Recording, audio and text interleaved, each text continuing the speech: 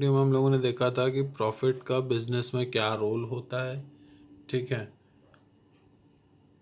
और business activities के classification के बारे में जाना था, जिसमें हम लोगों ने जाना था कि इसको दो तरीके से क्लासिफाइड किया जाता है। पहला होता है इंडस्ट्री, दूसरा होता है कॉमर्स।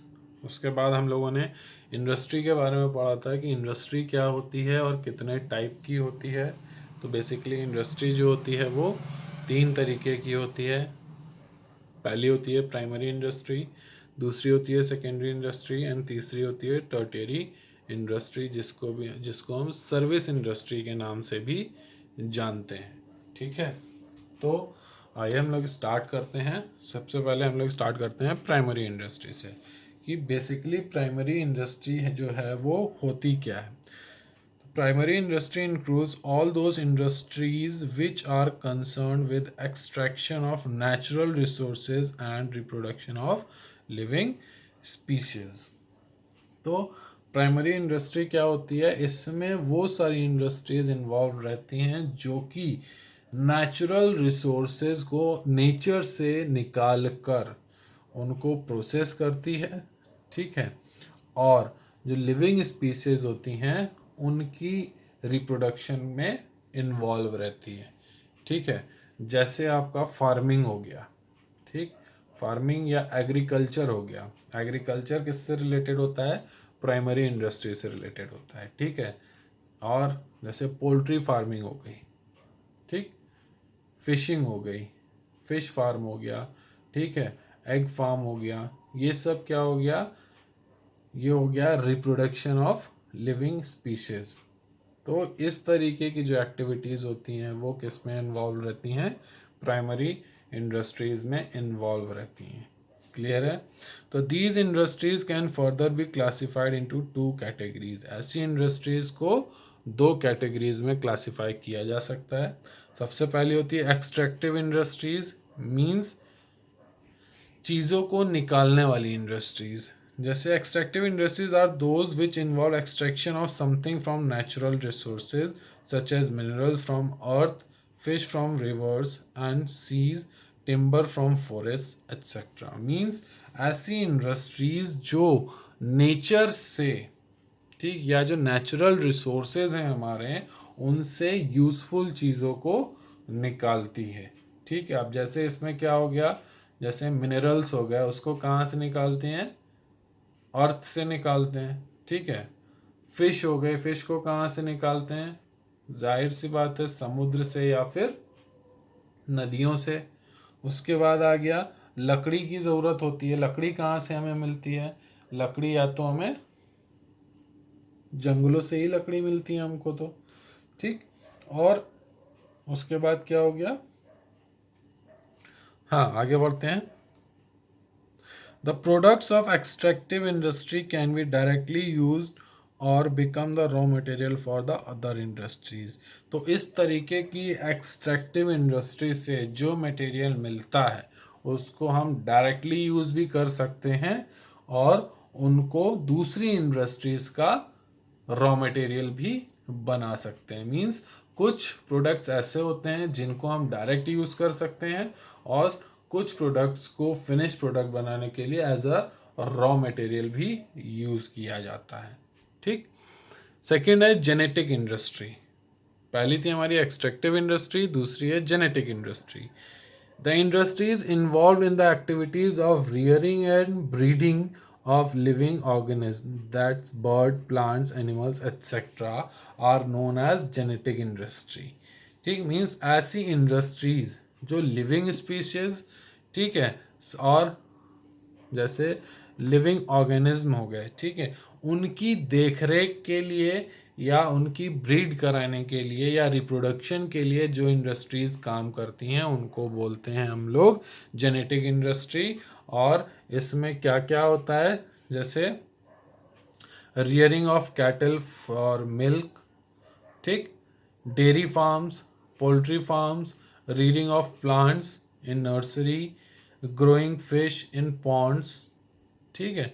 और ये सब किस में आती हैं, are included in genetic industry. Means अब जैसे rearing of cattle for milk means गाय के बछड़े को हम लोग किस लिए बड़ा करते हैं या गाय को किस लिए पालते हैं, दूध के लिए, ठीक है। डेयरी फार्म्स हम लोग चलाते हैं, ठीक। पोल्ट्री फार्म्स चलाते हैं, जैसे मुर्गी पालन भी बोलते हैं हम लोग। Rearing of plants in nursery means nursery में क्या करते हैं हम लोग, पेड़ पौधों को बड़ा करते हैं। ग्रोइंग फिश इन पॉन्ड्स, मछलियाँ पालते हैं तालाबों में, ठीक। तो ये सब क्या हो गई हमारी जेनेटिक इंडस्ट्री के में आती हैं, ठीक है।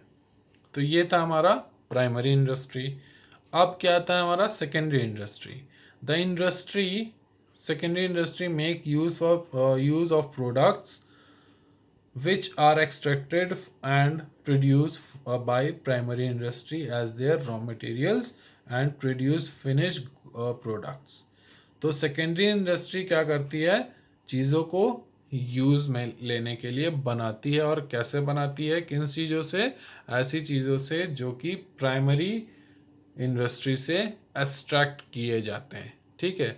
तो जो प्राइमरी इंडस्ट्रीज का एक्सट्रैक्टिव रिजल्ट होता है उसको secondary industry as a raw material use करती है और उनसे फिनिश गुड्स तैयार करती है जिससे कि उनको आगे यूज़ किया जा सके, ठीक। For example timber is converted into furniture, iron into steel, sugar cane into sugar, cotton into clothes, ठीक है। एग्जाम्पल के लिए टिम्बर से हम क्या बना सकते हैं, फर्नीचर बना सकते हैं। टिम्बर मतलब लकड़ी, ठीक है। और लकड़ी से हम फर्नीचर बना सकते हैं। आयरन से हम लोग स्टील बना सकते हैं, ठीक है। गन्ने से हम लोग चीनी बना सकते हैं। कॉटन से हम लोग क्लोथ्स बना सकते हैं, ठीक है। The manufacturing industries produces two type of goods. जो मैन्युफैक्चरिंग इंडस्ट्रीज होती हैं वो दो तरीके का गुड्स प्रोड्यूस करती हैं। पहली होती है कंज्यूमर गुड्स, ठीक। कंज्यूमर गुड्स क्या होती हैं, the goods which can be directly consumed by the consumer are known as consumer goods, ठीक है। मतलब ऐसे गुड्स जिनको कंज्यूमर डायरेक्ट यूज़ करते हैं उनको कंज्यूमर गुड्स बोला जाता है। These goods are use for day to day consumption. ऐसे गुड्स जो होते हैं वो डेली लाइफ में कंज्यूम होते हैं, ठीक। For example cloth, oil, soap, bread etcetera, ठीक। दूसरी होती है इंडस्ट्रियल गुड्स। इंडस्ट्रियल गुड्स क्या होता है, the goods which are produce for manufacturing consumer goods are known as industrial goods. मतलब ऐसा सामान, ठीक है, जो कि कंज्यूमर गुड्स को प्रोड्यूस करने के लिए यूज़ किया जाता है, उसके प्रोडक्शन को कौन सी इंडस्ट्रीज मतलब उसके प्रोडक्शन को क्या बोला जाता है, या उसका प्रोडक्शन ही क्या बोला जाता है, इंडस्ट्रियल गुड्स बोला जाता है, ठीक है। जिसकी मदद से मतलब ऐसी सामान जिसकी मदद से हम अपने यूज़ का सामान बना सकते हैं, ठीक है। या कंज्यूमर जिन सामान को डायरेक्ट कंज्यूम नहीं कर सकते हैं उनको बोलते हैं हम लोग इंडस्ट्रियल गुड्स, ठीक। जैसे बड़ी बड़ी मशीन्स हो गई या प्रोडक्शन यूनिट्स हो गई, तो उनका यूज़ जो है कंज्यूमर डायरेक्ट नहीं करता है। उससे क्या होता है, उस इंडस्ट्री से जो या उस गुड्स से जो भी मटेरियल बनाया जाता है उसको कंज्यूमर्स जो हैं डायरेक्ट कंज्यूम करते हैं। क्लियर है। तो ऐसे गुड्स को क्या बोलते हैं हम लोग, इंडस्ट्रियल गुड्स बोलते हैं, ठीक। अब इसमें क्या आता है, which are required to manufacture consumer goods. तो ऐसे गुड्स किस लिए यूज़ किए जाते हैं, कंज्यूमर गुड्स को मैन्युफैक्चर करने के लिए यूज़ किए जाते हैं, ठीक। अब आता है manufacturing industries are of following types. अब मैन्युफैक्चरिंग इंडस्ट्रीज क्या होती हैं, कितने तरीके की होती हैं। जैसे नंबर 1 हो गया एनालिटिकल इंडस्ट्रीज, ठीक। In analytical industry the basic raw material is broken into different part of produce finish product. तो जो एनालिटिकल इंडस्ट्री होती है इसमें क्या होता है, जो बेसिक रॉ मटेरियल होता है जो हमें प्राइमरी इंडस्ट्री से मिलता है उसको क्या करते हैं, उसको डिफरेंट पार्ट्स में क्या कर लेते हैं, ब्रेक कर लेते हैं। और किसके लिए, जिससे कि उससे फिनिश गुड्स तैयार किए जा सकें या फिनिश प्रोडक्ट्स तैयार किए जा सकें। जैसे कि crude oil is processed and many finished products such as petroleum, diesel, kerosene, oil, gasoline etc. are manufactured। अब जैसे जो क्रूड ऑयल होता है जिसको हम लोग कच्चा तेल बोलते हैं, ठीक है, उसको अलग अलग पार्ट्स में ब्रेक कर लिया जाता है जिनसे कि हमें पेट्रोल, डीजल, केरोसिन या जिसे हम लोग मिट्टी का तेल बोलते हैं, ठीक है, ऑयल, गैसोलीन, ये सब हमें किससे मिलता है? क्रूड ऑयल से मिलता है, ठीक है। सेकेंड होता है हमारा सिंथेटिक इंडस्ट्री। सिंथेटिक इंडस्ट्री क्या होता है? इन synthetic industry 2 or more materials are mixed to manufacture some new products. Synthetic industries में क्या होता है? 2 या 2 से ज़्यादा प्रोडक्ट को एक साथ मिक्स करके एक नया प्रोडक्ट बनाया जाता है, ठीक है।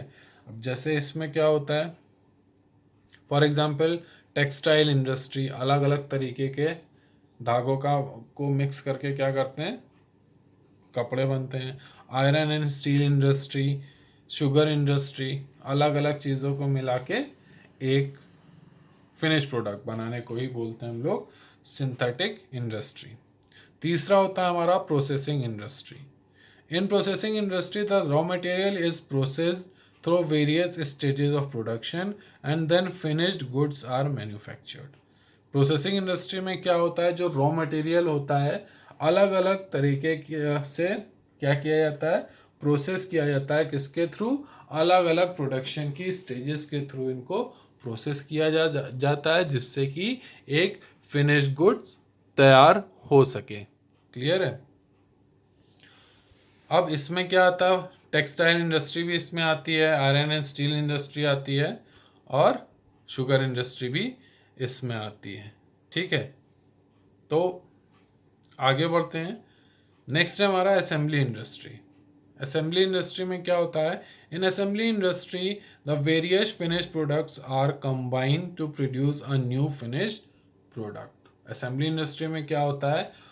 इसमें जितने भी गुड्स यूज किए जाते हैं वो सब फिनिश गुड्स होते हैं और उन सबको मिला के एक नया फिनिश गुड्स तैयार किया जाता है। अब जैसे इसके लिए क्या बोल सकते हैं हम लोग?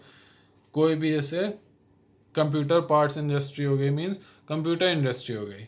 अब ऐसी इंडस्ट्री जहाँ पे कंप्यूटर बनते हैं तो कंप्यूटर में कई तरीके के पार्ट्स लगते हैं, वो क्या होते हैं? अपने आप में फिनिश्ड होते हैं। तो उन सबको मिला के क्या किया जाता है? कंप्यूटर बनाया जाता है। जैसे कोई कार कंपनी है, वो क्या करती है? अलग अलग पुर्जों को मिला के एक कार बना देती है, ठीक है। तो इस ऐसी इंडस्ट्री को क्या बोलते हैं हम लोग? असेंबली इंडस्ट्री बोलते हैं। क्लियर है? नेक्स्ट आता है हमारा, इसी में ही आता है कंस्ट्रक्शन इंडस्ट्री। सेकेंडरी इंडस्ट्री में ही आता है कंस्ट्रक्शन इंडस्ट्री। अब कंस्ट्रक्शन इंडस्ट्री क्या होता है? These industries are concern with the construction of building, dams, road and etcetera. मतलब ऐसी इंडस्ट्रीज में क्या होता है? इनका मतलब किससे होता है? किसी बिल्डिंग या रोड या डैम वगैरह को कंस्ट्रक्ट करने के लिए ऐसी इंडस्ट्रीज काम आती हैं, ठीक। These industries use the products of manufacturing industries such as cement, iron and steel.